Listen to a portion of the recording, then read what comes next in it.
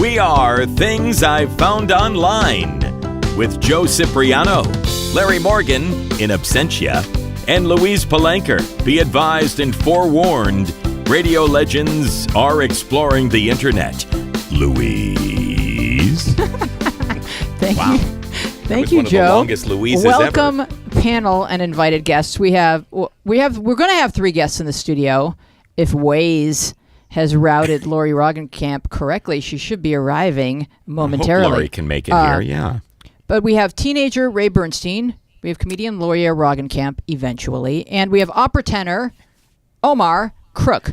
Oh my gosh, this is fantastic. It's very exciting. Yeah, it's Larry me. is bundled up in bed with his Facebook watching us and weeping softly that he couldn't be here. He didn't want to sneeze germs on any of us. And so Larry's not feeling well? I didn't realize that. Yes. Oh, gosh. Or so he claims. And Okay. we're going to begin the show by Googling Omar because we have to. That's our tradition. Yeah. And we have. I want to bring say Omar while we're busy Googling Omar, I want to say that the studio has been all retooled, and there was It's like beautiful. a conglomeration of people here over the weekend just pulling cords in and plugging other cords out and doing whatever genius things that they need to do to make this podcast studio like the best in all of Sherman Oaks. You know what I love the most, Louise, is the shot from the top of the, like up at the ceiling. Yes, It's exciting. we Look rented at a that. crane. Oh, you have a crane in there. Yes. Oh, my gosh. Big budget stuff. All right, so If we you don't zoom in enough, you can almost see the text on Joe's phone. do we That's true. somebody got a text. Oh. I just want to say that Ray is sitting in my seat. So far, is and this I'm the best okay show with you've that. ever watched? Okay, so here's Omar when you Google him. He's SAG and AFTRA, Equity, and he's a member of a lot of different unions. Wow, you got a lot of unions going. Click on his IMDb, though. I think we may find that to be interesting. Okay. Oh, this is terrible. Oh, it's not good? Well, I don't know. I mean, I just wow. Let's see. Well, you have Really? an There I am. IMDb, so there you are. Yeah, I should have doctored it up a little bit though. Yeah. That's where I put in some fake credits. Some seat fillers. Yeah. So Omar's an opera singer, which means he gets to do some session work. Sometimes he can be on Happy Feet or something. That's right. Singing. And what did they have you do on Wow. Happy Feet? I sang an opera aria that Get Eric. closer to the microphone. I sang Yeah. an opera aria that Eric the Penguin sings at this kind of a climax of the drama. So you're the Marni Nixon of penguins. That's right. I spent 5 years in music school to be an animated penguin. But I get to do occasionally. I get to do film work. I think the last thing I did was that Keanu Reeves action movie, John Wick 2.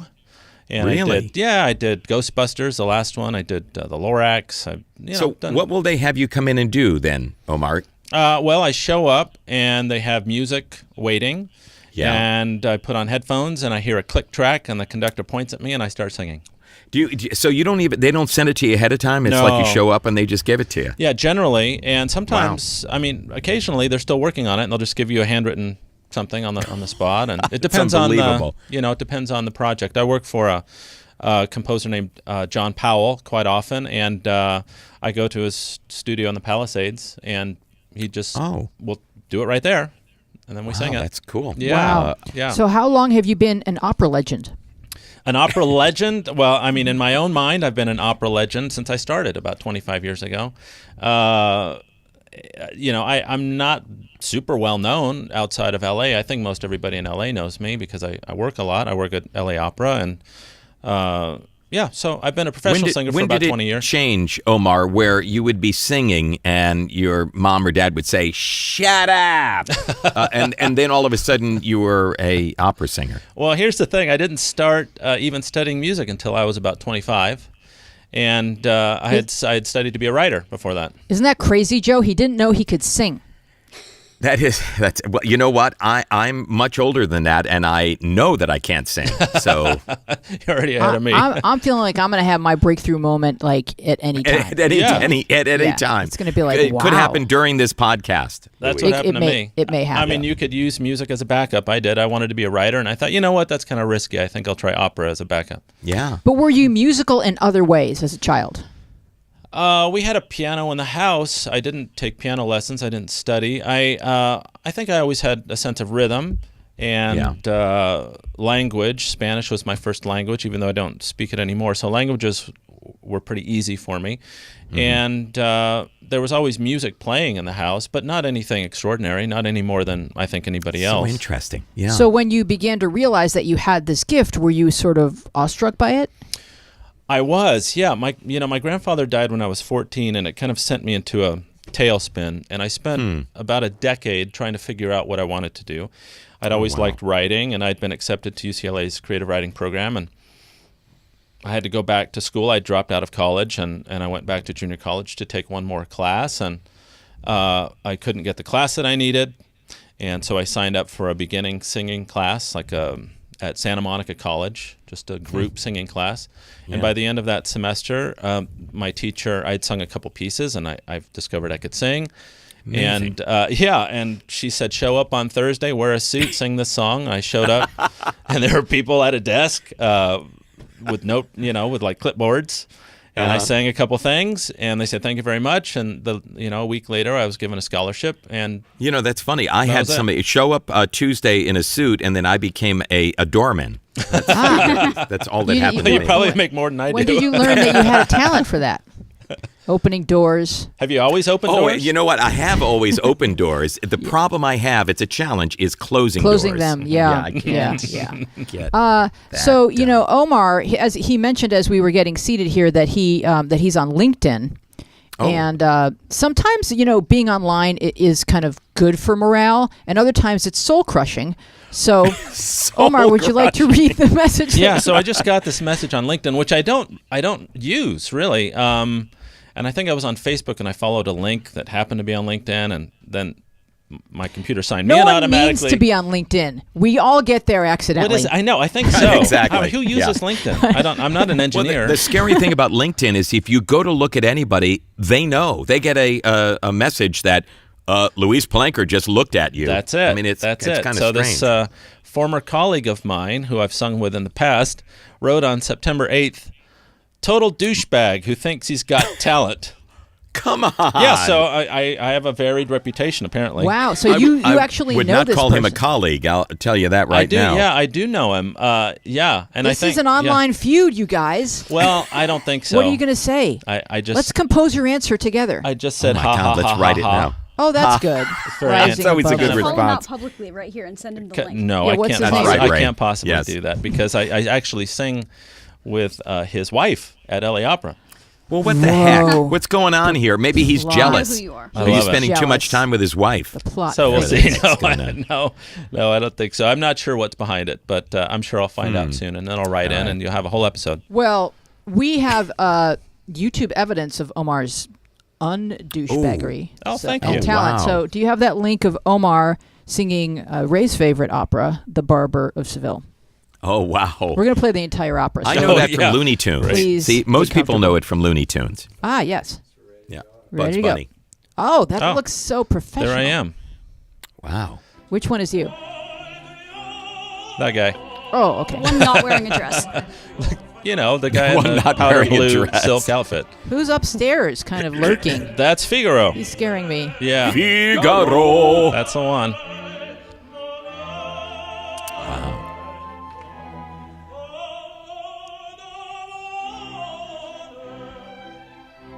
I just want the outfits. Yeah, Yeah. it was great.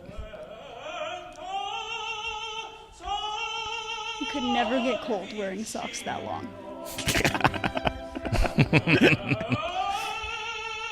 But putting them on, Ray, takes about 22 minutes.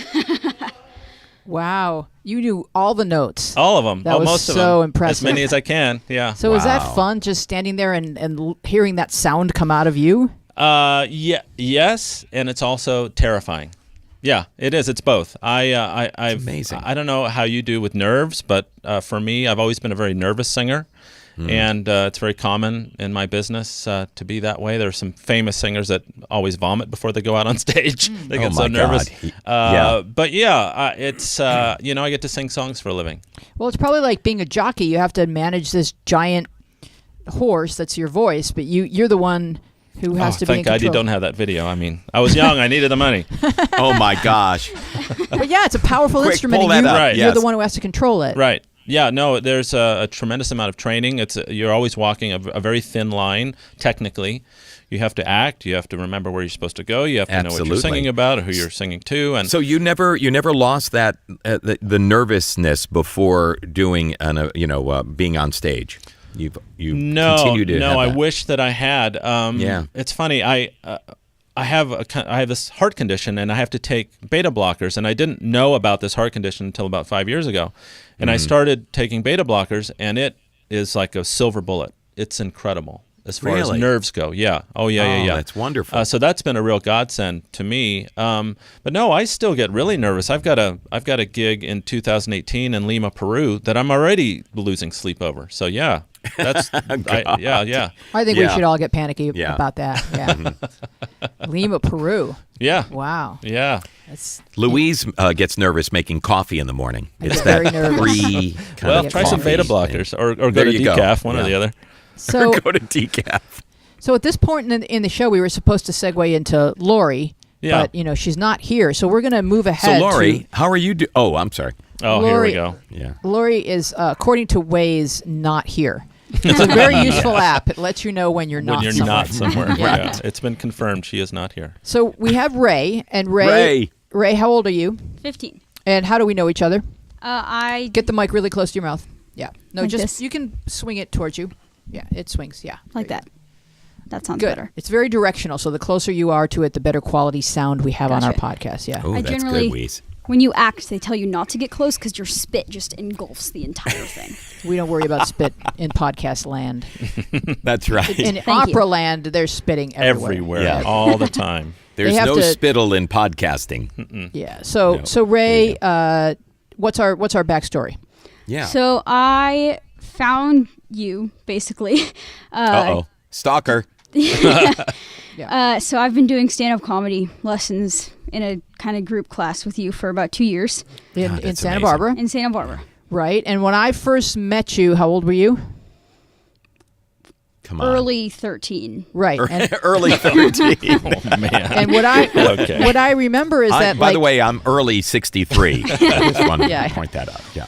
So when I met you, there were some emotional disturbances that you kind of were sharing with me, and a lot of that has settled down. Correct? Sure. Can you give some of the backstory, whatever you're comfortable saying? Yeah, so when I started comedy, I did not know that I was a boy. So that was a very interesting journey that involved lots of emotions. But now, hurrah. Right. So I do know, so.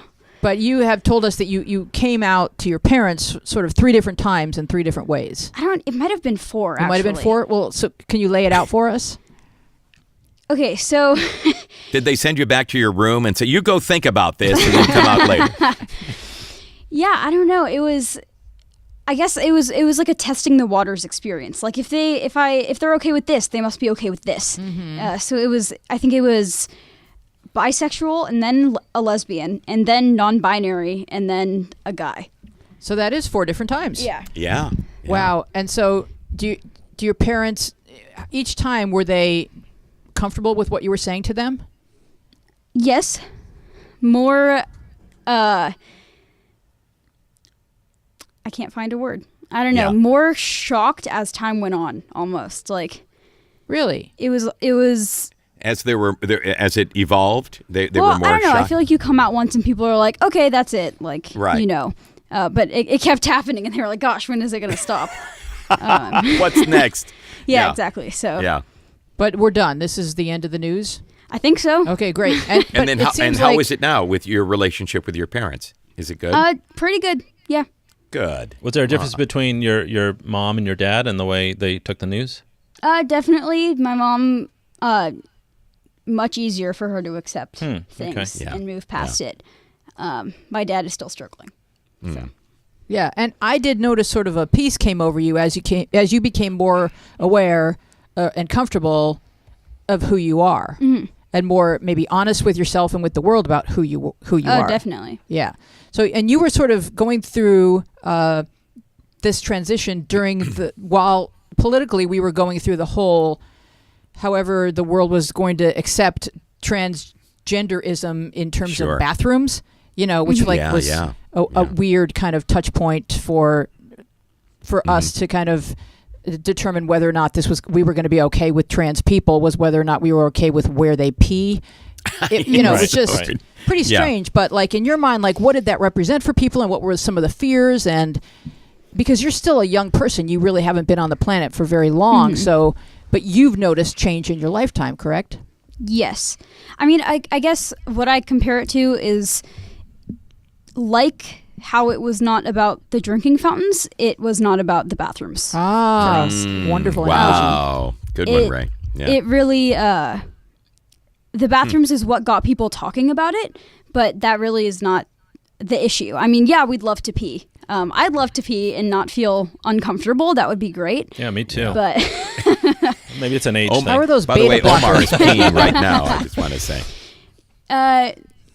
Yeah, but it really is just us and like transgender people. We want to go outside and not feel like we're in danger, and that's where the bathrooms come into play. Absolutely, yes. Because you're vulnerable in a bathroom. We all are. Oh, definitely. Yeah. Your pants are down, sometimes. And I think that says it all right there. Yeah, I feel vulnerable when my pants are down in my own house. It's hard to run away. My pants are down right now. I'm not feeling good about it. And so what is there online or for transgender kids, and how do you think the relationship is between more and more transgender people being comfortable being themselves and being able to read online that there's other people just like you and find community? Yeah. So online can be a curse and a blessing, definitely, because there are good places and there's bad places. For me personally, I had joined a group very early when I was about 13. I joined a group in Santa Barbara where I live called Pacific Pride Foundation, and they're amazing. And I think they also are stationed here in LA somewhere. Anyway, I joined a youth group for them when I was very young, and that's how I kind of learned about everything and figured out who I was, but that's not the same story that most kids have, because unfortunately those types of groups don't exist everywhere. Yeah. So I know Tumblr is a huge platform for trans kids, for gay kids, for anyone in between. A lot of support, a lot of people just talking about their experiences and just talking, which is good, because a lot of the time people don't talk and they kind of know that it's going on, but they don't bring it up. Yeah, right. So we're going to check out a Tumblr page. You can find a lot of Tumblr pages that have lists of different ways that you can feel, either in terms of your sexual preference or in terms of your gender identity, and sometimes there's some crossover in terms of who people find romantically attractive based on who they are, or maybe based on nothing. But this one is called Gender Fluid Support. And it starts at the top of the page by saying that there are 6 types of attraction. Sexual, I want to have sex with you. Romantic, I want to date you. Sensual, I want to hug/kiss you. Platonic, I want to be friends with you. Aesthetic, you look nice. And alterous can best be described as desiring emotional closeness with someone is neither platonic nor romantic, but rather somewhere in between the two. I feel like there's a lot, like when you're young, there's a lot of that. Like you just feel like so emotionally intertwined with somebody, and that's really powerful because you're growing up together and you're sharing all of that. Sure. Everything. And then it goes on to say that all types of attraction may be used as suffixes along with the words either fluid and flux. Feel free to mix and match your own prefixes and suffixes to create the orientation that best describes you. So then it goes on to list a whole bunch of things that are like really specific. So if they're saying, for example, that if you take the words sexual or romantic, and then you add one of the following terms to describe yourself, for example, I am apothesexual, which means I do not want you touching me, Charlie Rose, or I am very timely. Omniromantic, which means that I am attracted to all genders. So or omnivores. Yeah. So Ray, can you I'm attracted to omnivores. Ray, can you explain the difference between sexual preference and gender identity? Because I feel like that's like it may feel like that's rudimentary, but that's a place where a lot of adults get hung up. And you're here really to help people our age understand this. or better understand this? So I guess just simply gender identity, who you are, sexual orientation, who you want to be with. Simply. I see. So, and then going deeper, gender, a lot of people think gender, that's what's between my legs. Which for a lot of people it can be, but for people who are transgender, it's, what's in your brain. And you call what's between your legs the sex, and the gender's in the brain. And so that's what that is. And the sexual orientation part is who you want to be with sexually, basically who you're attracted to sexually, but then also importantly is romantic identification is who you want to be with romantically. So that can differ for some people who are asexual, aren't interested in sex, which is important too. So there could be people that are asexual, not interested in sex, but would they develop crushes? Would they fall in love and want to have a romantic? Definitely. Okay. Yeah. So that's all that stuff is really interesting because if you watch I Am Kate, is that the name of the program? The one with Caitlyn Jenner. She says that, and I'm not sure if Chaz Bono said this as well, but after they start taking hormones, they might be differently attracted sexually. Is there any truth to any of that? Yes, kind of. It's interesting because a lot of people do express feeling different types of attraction, but there haven't been a lot of studies on it, so it's not like I can tell you this is what's happening, this is what's not happening.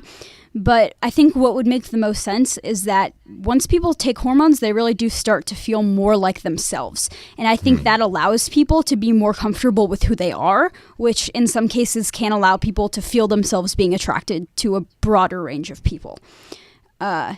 So that, I think it can definitely happen. Going on hormones can correlate with people feeling different sexual attraction. That being said, though, I also know a lot of people who have been on hormones and whose sexual attraction hasn't changed at all. So Got it. It can happen, but not in all cases. I just have to say, Ray, I mean, you're 15 years old. Is that right? Right. I mean, I know I've been 15. And I don't know very many 15-year-olds who are as mature and well-spoken. And, I mean, it really is stunning. It's amazing. So your experience and what you've had in your life has been so amazing in bringing you to where you are. It's incredibly impressive, you know.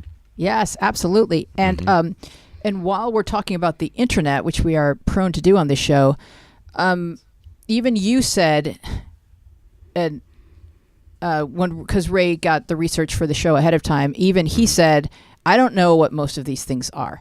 So do you think that maybe one of the problems with the internet is it can be offering up too many choices and further confusing people? Mm-hmm. Yeah. So I definitely think for people looking in from the outside, it can seem like that. And I definitely think that it could be confusing. I get a lot of people, or I've heard of people saying a lot of things like, oh, you're just making things up at this point, or you don't need that many identities, which I can understand from a person who's not affected by sort of those types of feelings. I personally don't feel the need to identify myself as specifically as some people do. That being said, I can't discount those feelings because, you know, so many different people have so many different life experiences, and for whatever reason, you know, might actually feel the need to identify in this way, in this way, in this way, and say that to people, to show other people, you know, this is what I'm okay with, this is what I'm not okay with, and be very explicit about that. So I personally don't. I just say, look, I'm a straight guy. Like, that's all you need to know about me right now, you know? But a lot of people do, and I can understand that. And I have a lot of friends who do identify with a lot of more terms. So. And some of the terms also felt like, well, I could feel this way before lunch and then this way after lunch about this specific person and this specific person differently. Like, some of it was just so specific. It was more about how you feel about one person. It depends on the lunch, I think. Like what you have for lunch, having, you know. Yeah. Well, I wish that we didn't have to be so specific. I wish, you know, we're talking about complicating things. I think it would be a lot more simple if we taught our kids that who people want to sleep with and how they identify themselves is totally irrelevant, and it's the content of your character that carries you through the day. Absolutely. And I think it's a shame that we have to go through a list like this to identify every single possible permutation of sexuality and gender, when really we should just be judging each other by who we are and how we behave and how we treat one another. Right. It's like training women how to avoid rape. You know, you can spend a year going to how to avoid rape classes instead of just teaching your son not to rape women. Yeah, That's what we should be doing. The problem. It's exactly the problem. Yeah, Wow. I mean, I think it's complicated because sexual attractiveness or attractedness or attraction would be another That's the word one. that I could have chosen initially. They're all good. Sexual Yeah. attraction causes people to behave in different types of flirty ways that can really Sure. blur the lines. And especially now what's going on culturally, where there's just kind of like this wave of people saying, I was treated improperly or I was harassed or I was raped or... that seems to be, we seem to be in a believe the accuser mindset that that's the politically correct thing to do. Is just if someone blows a rape whistle, we're all supposed to say, oh, that happened because she's saying so. Yeah. But there is a lot of, and you can angrily reply to me or even call if I give you the phone number, which is 888-531-7171. We're taking calls now, ladies and gentlemen. Schenectady, you're on the line. There's just a lot of flirtiness that can give some guys the wrong idea, like, oh, I thought you wanted my pants off. When I mean, of course, no means no at any given moment. But some guys, they think just because a woman says hello, that then she's inviting that in. It just, it depends on where the guy is. Yeah. Well, I mean, I work with a lot of gay men at the opera, and I mean, it's not like I'm harassed, but it's a flirty. They say, and you know what, I'm fine. I find it flattering that people find me attractive. I'm not attracted to men, and I don't take great offense at somebody saying something like that. I think it's the people who are the most vociferous and the loudest mouths out there about anti-gay and anti-LGBT are the ones that want dicks in their mouths. That's how it goes. Yeah. That's a really direct statement, Omar. And I think. Can I say that? I think so, because I Yes. do think that they've done studies where if they study the people that perpetrate hate crimes against homosexuals, then they wire them as part of their sentencing. They wire their genitals and show them homoerotic material. They're more aroused if they have beat up a gay guy. Right. So there's that. And we all hate most in other people what we hate most in ourselves. Right, and there's not, and Ray's here to say there's nothing to hate about any. Just accept everyone, accept yourself, and don't be so afraid of your own feelings, because whatever they are is whatever was intended for you on the planet as you go through life and learn about people and about yourself, and treat everybody with respect. And a little bit of flirting is nothing but a compliment, but it needs to stop there if that's where you have to read the room. You have to be someone that's always kind of like getting a feeling for whether someone wants you standing this close. Yeah, nobody's grabbed me at the opera in the dressing room. I mean, that's a different thing. That would be a completely different thing, and that's what a lot of women are alleging. And so that's what you have to take very seriously. Coming up in radio, there was, or any industry that's male dominated, there's just a lot of stuff that women kind of laugh off or whatever. Maybe we shouldn't have to. Yep. Yeah. But I never felt threatened, and so I think that's a completely different.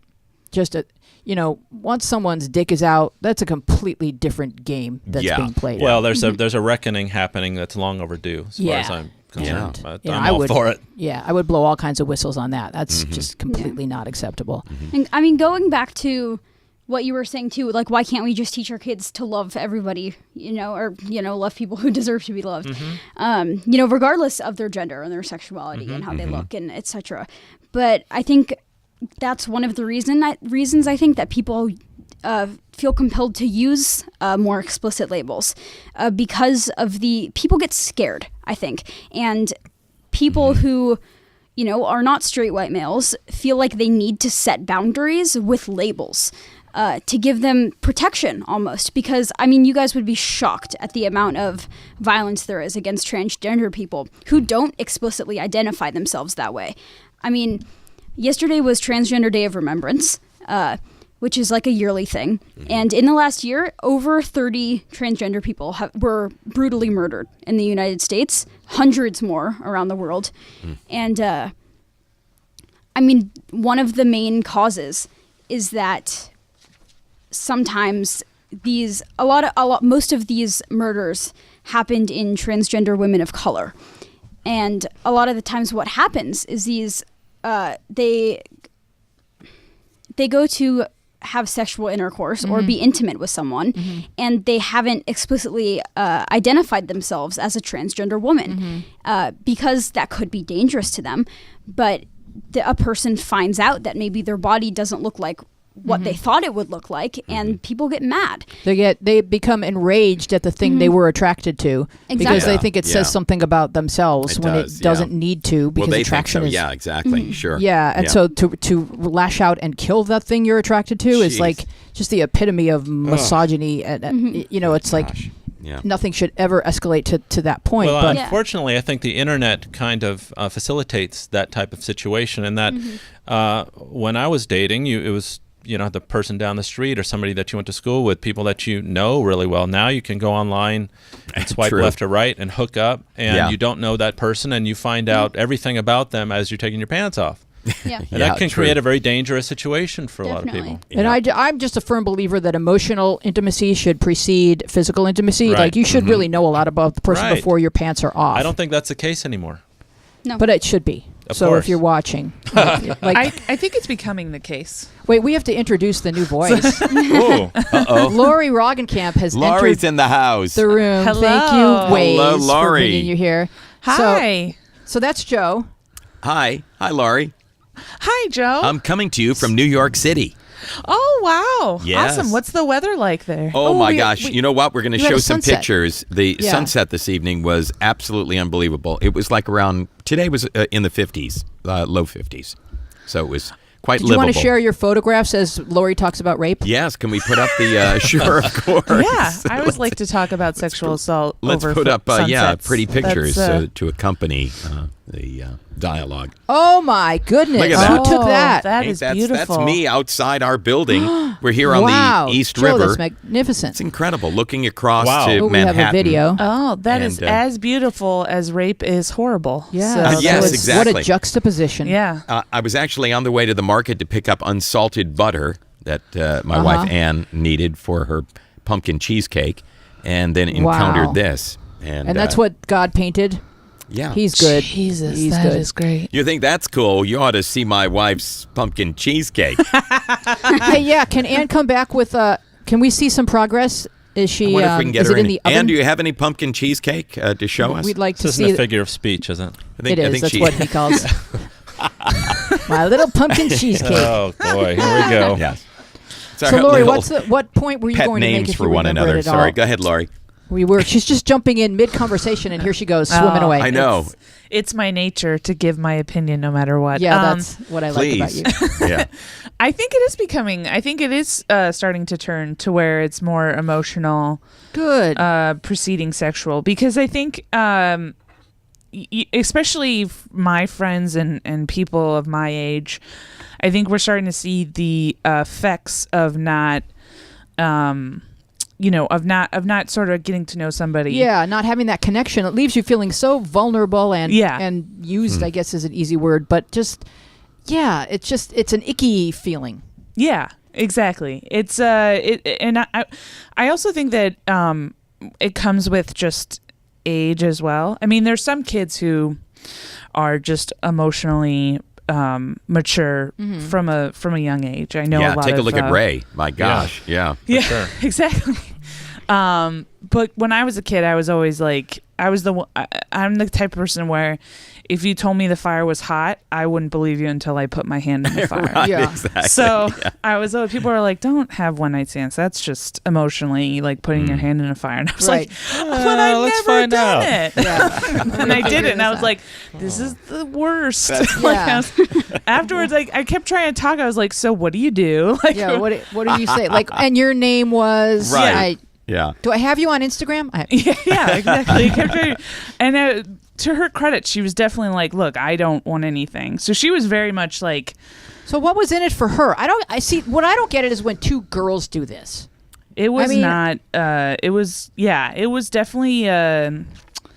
it was definitely interesting because it was one of those things where, and I know you didn't mean it this way, but when I kind of felt the same way, where I was like, if you're just in it for the sex, what's in it for you having sex with me? Like, I was just No. I just what is mean- the point of this? I mean, feminine. I'm not talking about kind of like mutual attraction or like how dreamy anybody is, but I just mean like for women, and this is like really sexist for me to say, but for women, I don't see the point of like taking your clothes off and having them put them back on. Like, I don't see the point of doing that like just for a sexual experience. Like for women, it's more like, oh, I just love you and I want to look into your eyes and yeah.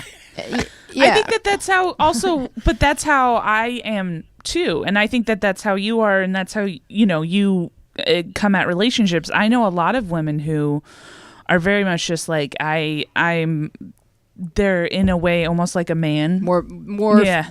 more like drawn to the physical. Yeah, they're more drawn to the physical. But Lori has dreamy eyes. I do have to look right into the camera. Look at her eyes. And stunning. And yeah, I guess everyone's different, right?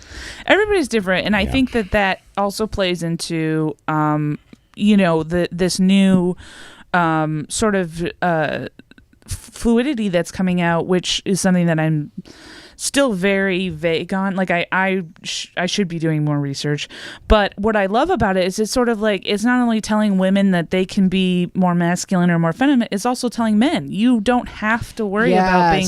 And I think that that's a huge what I feel like men are missing from the feminist movement or from this movement is that it's not just about putting women up and making them equals. It's about also saying, like, men don't have to continuously be this, like, machismo guy. Right. So, Yeah. every guy I've met, all my guy friends, I would be considered the most masculine out of all of them because they are just such crybabies. Right. Like, they bitch about everything. And so it's just like, but then when they're in a dating aspect, they always feel like they have to be like the tough person. Interesting. And so I'm the one that they Right. go to. Yeah, they feel like they have to be the protector. And you're Yeah. like, no, I'll protect you. Come here, my shoulder. Yeah, exactly. So Yeah, so I mean, when I was a kid growing up, and I've told Ray this because Ray is my comedy student in Santa Barbara, and nice. he's trans. And when I was a kid growing up, it was like, check the box labeled tomboy, and so there was a box for me, and it was like all good. yeah, I was attracted to men, and I liked to wear boys' sneakers. So, but there was a box for me. But if there hadn't been, and if I had lived in Victorian times and I had always had to wear a corset and whatever, I would have been so unhappy. I would have not felt like me any day. Yeah. So I completely identify with trans people because I know what it's like to feel like you have to dress in a way that doesn't feel like you. Mm-hmm. Exactly. Yeah, I feel the same. I feel that way not just about dressing, but just about dating in general. I mean, Sure.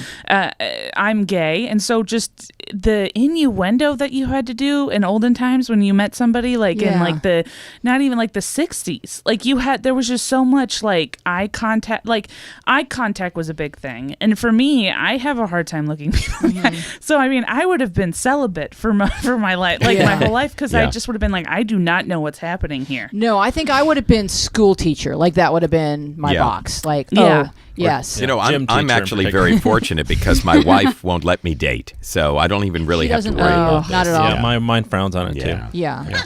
Well, maybe that's for the best because you'd have to shave your legs or something. Yeah, I'm have not sure what to. the new rules are. Okay. But so now that Lori's here, we can play some of her online. Can we Google Lori? Because we do Google people Let's when they Google get her. here. Yeah, hope I that's saw okay. the. You don't have a prison record. I already looked.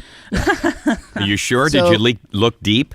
No. I didn't. Okay. No, I didn't go 3 pages in. All right. Yeah. But she has that search engine optimization working. So that you don't. Right. Like once that's 4 pages in, you're good. So do we have? Okay, so there's Lori. And now Lori. the thing about Lori that you immediately notice when you Google her is that her Twitter feed is hilarious. Oh, thank you very much. Oh, I got to follow. And it comes up at the top of the page. There's Lori. So isn't There's she Lori. pretty? And she put a lot of effort into that hairdo. Yes, I did. So would you, Lots of Lori, work. would you like to read some tweets? Like, do you have some favorite tweets? Can you Please see them do. from here? Oh, yeah. I don't know how good the Wi-Fi is in this room, but Oh, I maybe took John could read photo. or Thomas could read. Oh, you took a photo of your tweets? I took yeah. You're You so took photo- prepared. Oh, I'm so perfect. You are narcissistic prepared. that I was like, She I gotta look screen through. caps her tweets, people. Things I to know s- about Lori. I actually now lately what I've been doing is screen capping them and then sharing them on Instagram Oh, because people very certain good. people I know don't don't go on Twitter but they are on Instagram and Okay. I'm like, well, my genius needs to be spread across. I do agree with that. Absolutely. All right, so what do you got for us?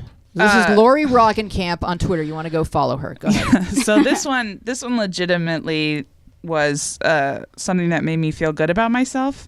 So I tweeted it out. So this is 8 words I say every day that has given me confidence and changed the way people treat me. I don't need a copy of the receipt.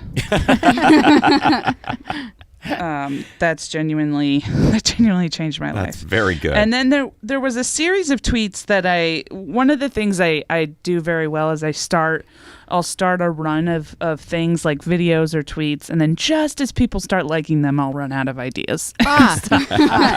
So this was one where I lost my job and I needed a new one, so I just posted things that I like, things about myself that aren't necessarily the best for jobs. I said, I need a new job. I'm a fast learner, but it takes me a while to pick up on stuff. I need a new job. I can do anything except most things. I need a new job. My availability is wide open, but I can't work nights and or weekends. And I need a new job. I'm a team player, but I like to do my own thing. So that's like that was my run. we could probably like brainstorm some more of those. Yeah. Easily. Like, Yeah. I need a new job. I can work anywhere except wherever you are. I like this, Laurie. I finally got my bookshelf put together so I can stare at books I have not read yet. Yes. I have yet to read. What else you got, Joe? And a picture. It's right there. I don't know if you can see that. Oh yeah, Oh, yes. There it those is. are all notepads I haven't written on and books I haven't read yet. So. I love She that. has some good Twitter videos. So did you guys click on her Twitter feed? Click on videos because she's got Okay. some great Oh, videos. thank you. Media. Going to media. Going to media. Yeah. Going to media. Let's go to the So videotape. go diving. Well, this is, there you go. How about this? That's an interesting shot right there. Oh yeah. Tight Top 5. Promo for my podcast, Tight Top 5. Oh, that's a podcast that I love.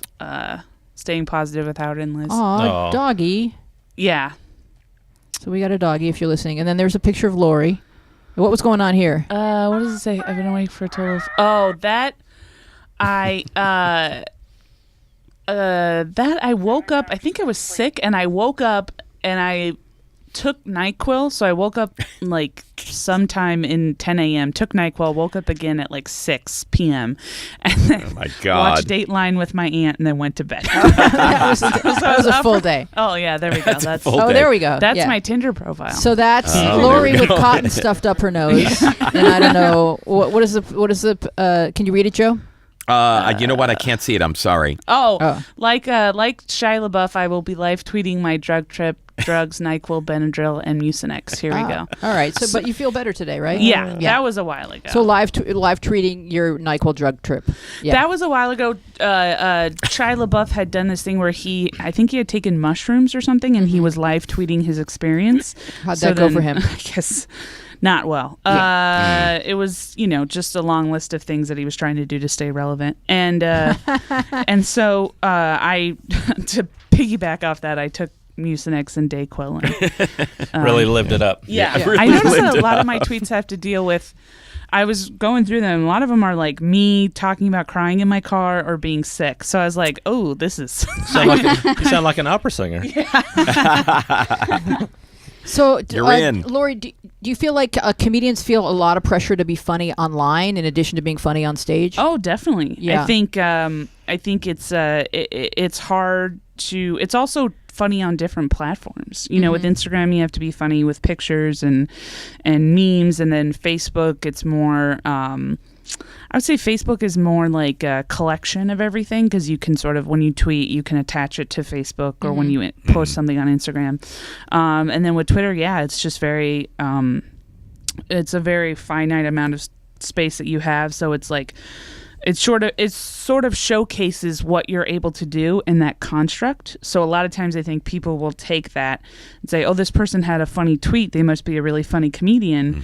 And then they'll watch their stand-up, and it's not like that at all. It's just because the tweets are completely different than an actual joke. Yeah, it's a different medium. Yeah. So will you look at other comedians online and judge them harshly? Oh, yeah. Yes. Yeah. Immediately. I do that all the time. Yeah. And I also do a thing where I'll look at a comedian and then read their tweets, and then, like, if they're funny, then I won't usually look them up, like, because I'm just like, I don't want to. It's almost like dating somebody who's a comedian. You're like, I don't want to see you do comedy because I'm worried you're not going to be funny. Okay. And so I want to keep this in the moment. Like, I want you to be funny in this medium. I don't want to take outside of that and then be like, oh, you're actually kind of, racist or something. Right. Do you feel, Lori, now that they've opened up the amount of characters that you can use in tweets, that it's not as challenging now to come up with a joke in what was it, 182? 140. 140, sorry. Yeah. Yeah. I think some people got 182. You know what? I actually found that I think people are pretty much trained on 140, so I still feel like that is going to take some time. I think we haven't really seen how that's going to affect people, because we're still so indoctrinated with, me personally, like, the things that I've noticed is I don't have to abbreviate so much. Right, exactly. So that's been exciting. But other than that, like, I don't necessarily see a change in stuff as of yet. Yeah, it's not helping certain people spell Frankenstein correctly. Yeah. So, but it is helping me correct them and say it's Frankenstein's monster. That's right. That's Thank right. God. I'm so glad Very you said good. that. Not Frankenstein's Yes, monster. I've been teaching that to my son. That's right. Yeah. So, but it's definitely stressful. I do also see a new wave of comedians who are just completely cutting out social media because they're just like, I just can't handle the pressure, because I think also social media in a way is kind of a catch-22, because you want to have a presence, but it does nothing for you.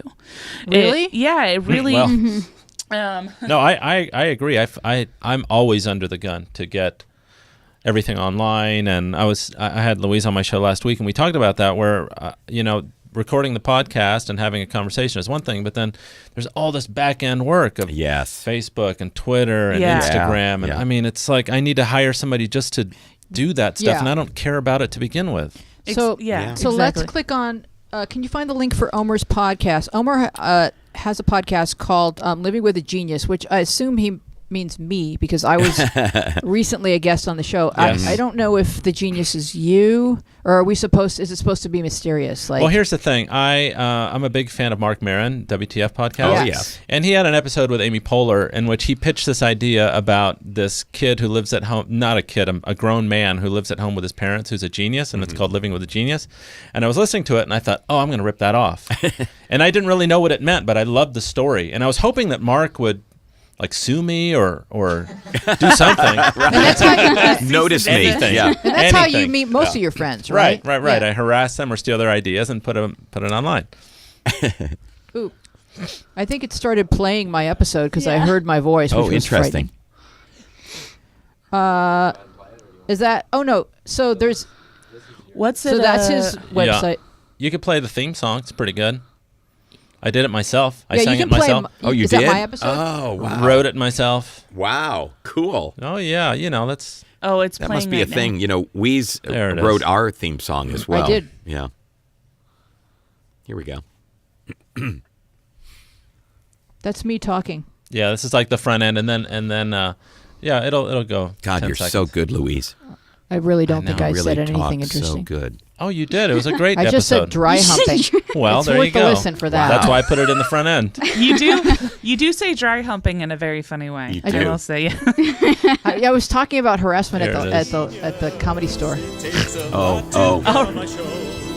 Genius, you're probably someone we'd like to know. You're really good at stuff, you probably like to dance. You like long walks and you wear clean pants. Yeah. Genius.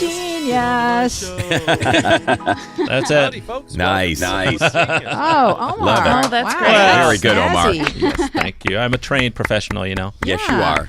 So how many episodes have you done? 87, I think. Jeez. Wow. So can you list some of the people you've interviewed? Sure. There's a very famous composer named Eric Whitaker, who I'm very close with. He's been on the show a couple times.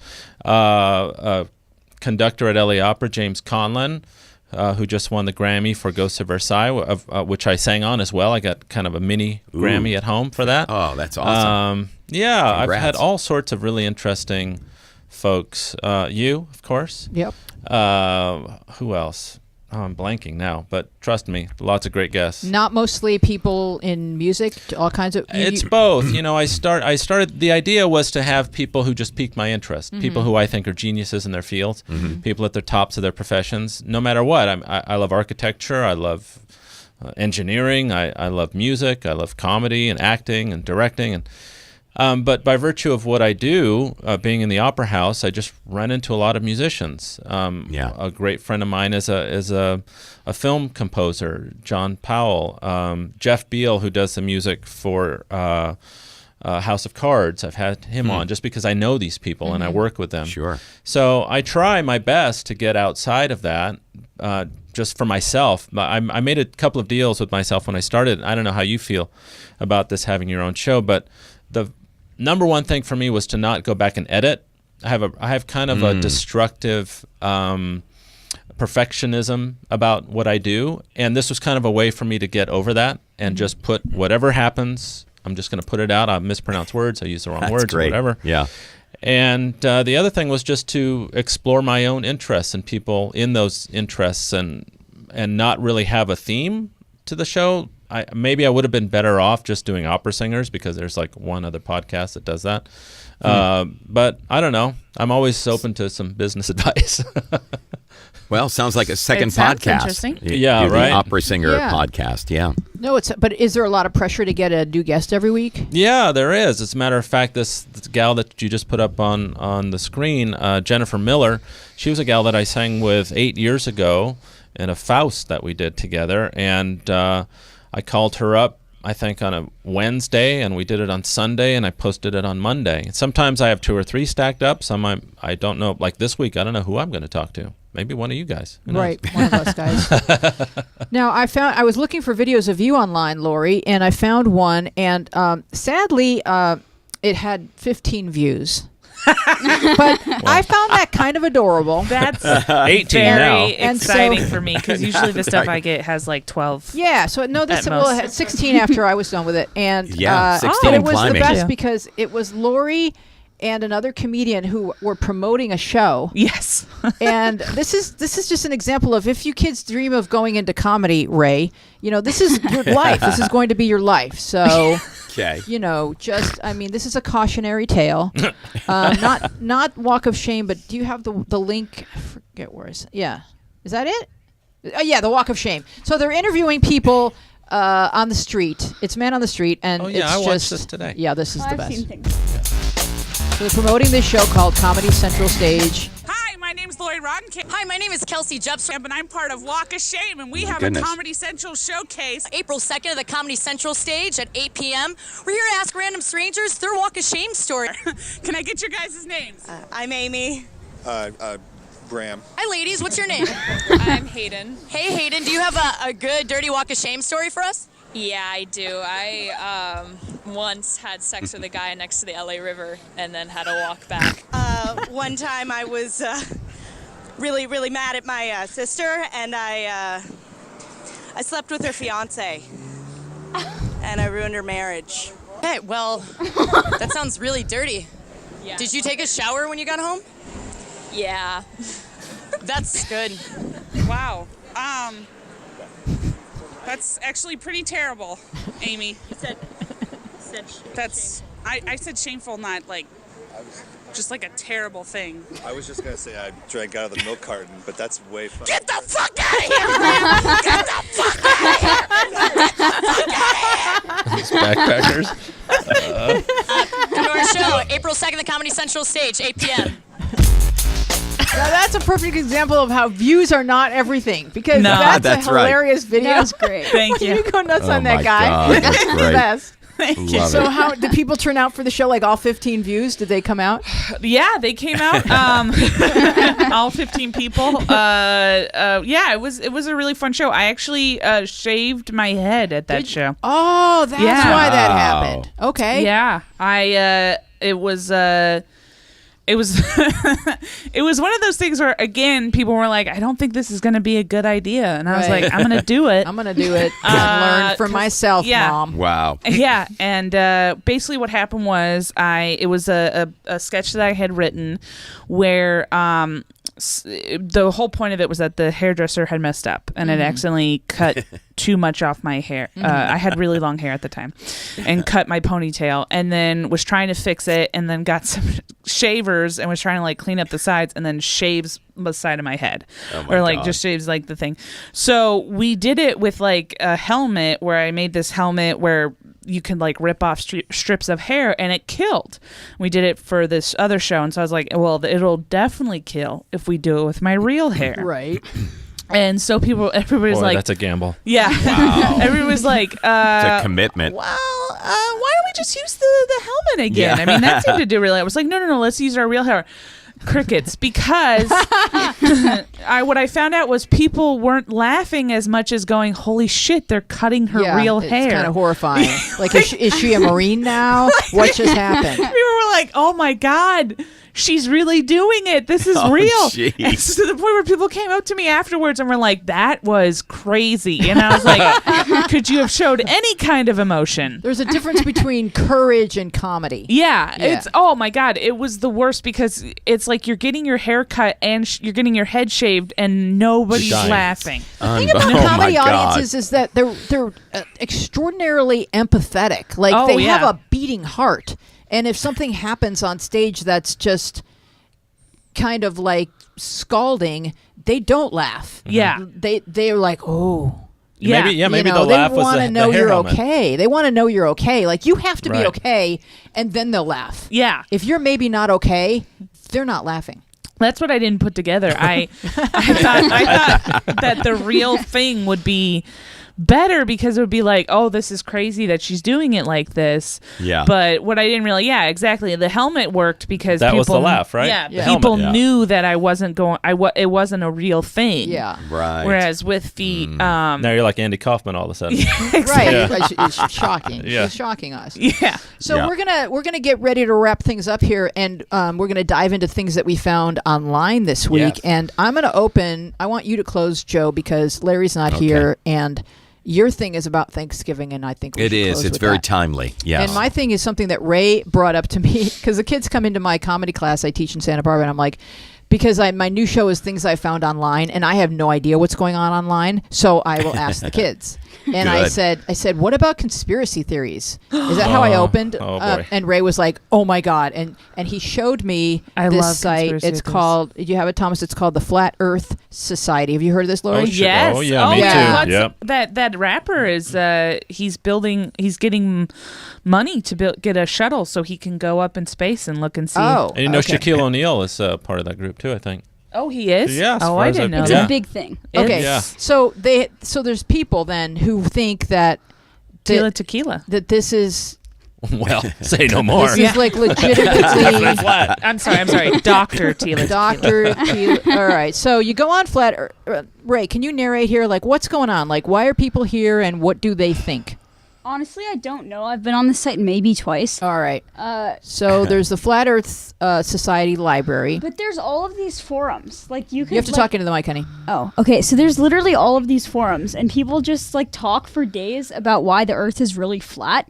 and there's like videos. And they're not joking. They're not joking. No, they're they serious. really believe this. Oh my God. No, really, Yeah. and they really believe it, and they make like these animated videos showing how everything would work in the solar system if the Earth was flat. All right, so it's really crazy. What's the link that Thomas should click on? The one that you sent me a picture of it. I texted that to you. Yeah, but it didn't show the link. It just showed the picture. Yeah. I can get it on my phone. Do you want me to? I'll get it on my phone. Hold on. Yeah. I mean, what do you have to say to these people? If I were to stand face to face with somebody who thought the Earth was flat, I automatically, immediately to myself say, well, we don't have anything in common. Not one thing. This person is just an idiot. Yeah. Just kind of looks like if someone can grab that and hold it up to a camera. Oh, it's funny, and it's and it's round. Yeah, it's round. It just but happens flat. It's to like be a pizza pie. Happens but to be it's round, flat. though. Okay. Pizza pie. It's just coincidence, I'm sure. And so, what do we know? Like, what started this, or what fuels this, or no idea? Because you guys already knew more about it than I did. It was from what I've been hearing, and I could be totally wrong, but it was a conspiracy where along the lines of the moon landing was made up. Oh, like Capricorn 1 with O.J. Simpson. Where it's like essentially NASA isn't real. And so one of the things that they keep talking about is that we've never seen an actual satellite go up and like a video of them orbiting the Earth or I don't know. I don't remember. It's unbelievable. You can go online and see that anywhere, everywhere. But it's not like they keep saying, like, so one guy was like, it's not the full Earth. And then, so basically, but what there's so it's sort of like the Donald Trump with fake news. It's just any kind of proof you give, they go, oh, well, that's fake. But why that's is this elaborate hoax being perpetrated? To what end? Who's benefiting from a flat Earth? I think at some point it turned into a meme. I'm not really sure how, but at some point people started picking up on this and making memes. And then it kind of got the support of people, I guess, who thought, hey, that's a funny meme. And they started actually looking into it and were like, I'm going to devote my spare time into looking at this. But why would so many people go to school for so long and invest their entire lives to Shells, man. to hide to actively hide the fact that the Earth is flat? They just don't know. They just don't know. Why would people do that? But see, that's it's hard explaining, but that's the reason why I love conspiracy theories is that every conspiracy theory is just an idiot who's like, no, I'm the real genius. Y'all don't. You guys are dumb. You guys are the ones who believe in what you're spoon fed. I'm the one who's doing the research online. My question is, if the Earth is flat, why is tricking people into thinking that it's a globe advantageous to anybody? Well, because they don't know. Like, one of the things was so Kevin and Bean. Right. Okay. I rest my case. Kevin and Bean. I'm going to take you to the edge and push you off right now. A local radio show in Los Angeles. They had a call-in topic, and somebody called in and basically was the same thing as like said the flat Earth. And they just said that people are just kind of regurgitating the information that they've already been given, and they're not willing to do the research. So one of the questions that Bean asked was, I forgot the gentleman's name. He's like a big proponent of space, and he goes on a lot of Neil time. deGrasse Tyson? Neil deGrasse Tyson. Sure. They're like, well, why would he devote his time and energy into this, or Bill Nye, or whatever? And they were like, well, because he's a science guy. Yeah, because they don't really know what's going on, and they're just regurgitating the information, and they just dismiss them as, oh, they're just performers. They're not actually scientists. There's a whole nother thing about how Bill Nye isn't really a scientist. Oh, wow. So it sounds like they're just kind of riffing and like it's like jazz. They just keep going. Oh yeah, for the sake of it. And it's improv. Yeah, it's exactly. I mean, it's also like anytime you kind of boil down a conspiracy theory, it's one of two things. It's the government is trying to basically kill us, or aliens control our thoughts, or aliens are trying to control us. Like that. Those are one of two things. So like I don't know if you guys know about chemtrails. That's that's a conspiracy theory that I'm in love with right now. Is that a wormhole we want to go down? It is. When you see an airplane, and you see the trail that it leaves. Yeah. Mm-hmm. A lot of people believe that those are chemicals that are sprayed down. Brain control fog. Okay. Yes. Brain control fog. And a big conspiracy is that we are actually meant to be a higher hybrid of human, but because I hate this. I hate every part of this. Because the reptilians who actually control the government want the lizard people. Yeah, the lizard people need to take our essence from us and need to keep us docile. They have chemtrails and they have these little microbes that kind of keep us from Doesn't it sound mutating. like one joker at a party made this stuff up and Oh, then exactly. wanted to see how many people would go with it? Right. Well, it's a lot simpler than exhaust. I mean, Yeah, exactly. Yeah, Well, right. what I love about it is it's like it's just the imagination that people have. Well, yeah. It's just like you True. would be like, if you would just put that energy into something Yeah. Right. constructive, you would not be in a trailer, like, With the outside of an airport looking at chemtrails. that's a Right. problem with the internet. It's a great equalizer. You can be in a trailer thinking that the earth is flat, and you type up a few sentences and hit send, and Yeah. suddenly you've got, a million followers. And your words are just as powerful as Neil deGrasse Tyson, the head of There you that go. planetarium. What is it? The Hayden Planetarium, or Mm-hmm. But I would say the most terrifying thing is not necessarily that there are conspiracy theories, it's that now conspiracy theories are being taken seriously by people that shouldn't be taking them seriously. like government officials. Yeah, Donald Trump has called InfoWars a legitimate news site. Right. So that to me is like, grief. why are we freaking out? Like when I heard that, I was like, oh, okay, so the world's going to end. That's the thing that's definitely going to happen. It's a critical mass. I'm hoping that the forces for good or like the love and reason and truth and sanity in the world is like 100 times more powerful than a few crackpots on Reddit. I'm hoping, because Did you we say can crack leave pipe? our homes and march in the streets with signs that say the truth. Like we're like a physical presence that's larger than their physical presence in the real world.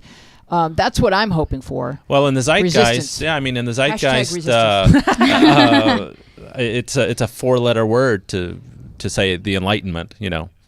It's just I like the Enlightenment. I thought that was a pretty cool period of time. Any time that we like kind of lurch forward in progress has been a time where we've been tolerant of all types of different people. Right. And those are the best times in human history that we study because so much greatness came out of it. So no good comes out of suppressing people and lying to them and giving them false beliefs that scare them. Like nothing good comes out of fear. One of the good things I think that's come out of like all of this is I feel like we're seeing that the majority do feel that way. Right, there's a huge backlash, Like one of my big beliefs is that gay marriage and the gay rights and the LGBT movement was pushed forward not necessarily by a lot of it had to do with protests and stuff like, but primarily by the Baptist church that would they would picket funerals. Mm-hmm. They started. What is that? Westboro Baptist. Right. So they would picket gay people who died. military funerals. Yeah, and then they started picketing military funerals. And then when they did that, people were like, well, if they're being insane about this, then they must be insane about gay marriage. So maybe my thought process, and you legitimately could see people's like minds change because they're like, well, I don't agree with them about this, so maybe I shouldn't agree with them about gay marriage, and maybe I'm, am I just as hateful as these people? And I think that that's exactly what's happening with Donald Trump and with everything that's happening. I think people are saying like, well, I'm not as hateful as he is. Yeah, it's shining a spotlight on the crazy, and sort of it's being epitomized by Roy Moore right now, because if they're going to say like, oh, a Democrat is worse than a pedophile, then everybody that was sort of on the fence is just like, okay, now that's just crazy talk. Yeah. So let me vote for the Democrat. And in a lot of ways, like I feel like women of color are going to be the people who save the world. And it's interesting because like a couple hundred years ago, they were enslaved, and now they're going to be the people who save the world, and we were relying upon them. They started the Women's March, the women's movement, and like black women, for example, vote Democrat. 90% of black women vote Democrat. So those are going to be the people who save America, as the people who weren't legitimately considered a part of America or actual Americans. They were property, and so I think that could be like an interesting, amazing page in our history. Yep. I'm predicting Kamala Harris, Eric Garcetti, 2020. All right, I'll march for that ticket. All right, so Joe, what did you find online? I have the top 10 turkey facts for you for Thanksgiving. Americans eat tens of millions of turkeys each year on Thanksgiving, so we will run down the top 10 geeky turkey facts. Okay. Are you ready? I'm ready. Number 10, the bird turkey actually is named after the country Turkey. That's not just a coincidence? I thought it was the other way around. This is true. This is actually true. Really? Europeans mistakenly thought the turkeys they saw in America were guinea fowl, also known as turkey fowl in Europe, because, get this, they had to be imported from the country Turkey to be able to be consumed here in America. That is a good turkey fact. Yep. Number 9, strangely in many countries and languages, turkeys are called by the names of other countries. For example, in Portuguese, a turkey is called Peru, named after the country Peru. In Greece, they call turkeys French birds. Come on. Is that real? This is true. Wait, is this on the Flat Earth page? Yeah. Number 8, distinctive waddle of turkeys is an example of nature's propensity to multitask. It is used both as an air conditioner for the turkey on hot days when the blood-filled waddle cools off. I didn't think I was going to get to say that today. In addition, it's used as a display, all right, to attract other turkeys. Sorry. I'm sorry. Could you repeat that? I interrupted you. I'm sorry. No. It's you know what? This is all interruptible. I was just going to say I want to start a punk band called Blood Filled Waddle. So if anybody's on board, let me know. Number 7, Benjamin Franklin would have preferred the turkey to be America's official bird rather than the bald eagle. I heard which, that. I think I know this one. I think we know this one. He thought that the bird, the eagle, had a bad character. Number 6, even though he was wishbone. It's true, though, because they steal other eggs from other birds. They're there you go. See that? Bald eagles Hence are the dicks. name Uturkey. The wishbone that so many of us break on Thanksgiving vying for luck is actually called Little Fork, the furcula. Why do they have these bones? The furcula is thought, at least in part, to store energy during a half-wing stroke, and then they release it back. I have no idea what that means. Number 5. That went over my head. Yeah. Turkeys have a tail that is considered a delicacy in many countries. The turkey tail is very fatty, and a single turkey tail can have up to 200 calories in it. What? Good God. Number 4, wild turkeys are powerful and dramatically different than domestic. A wild turkey can run up to 25 miles per hour.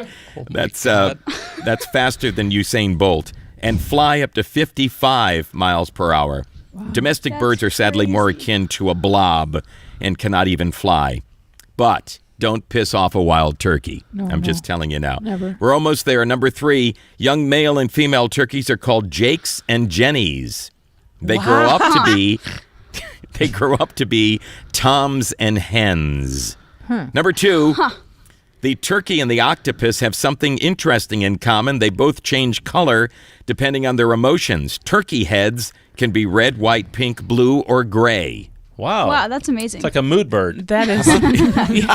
Remember the mood rings from the 70s? Yes. Sure. A mood ring. Is number that what 1, mood rings are made out of? Here it is, the number 1 turkey fact. There are an estimated 10 million wild turkeys in America in every single state except Alaska and Hawaii. Oh, wow. So you just I have go out no and idea catch why. one? And there you have. Well, they run 25 miles an hour. So. Yeah, top 10 they'll get there eventually. Turkey facts.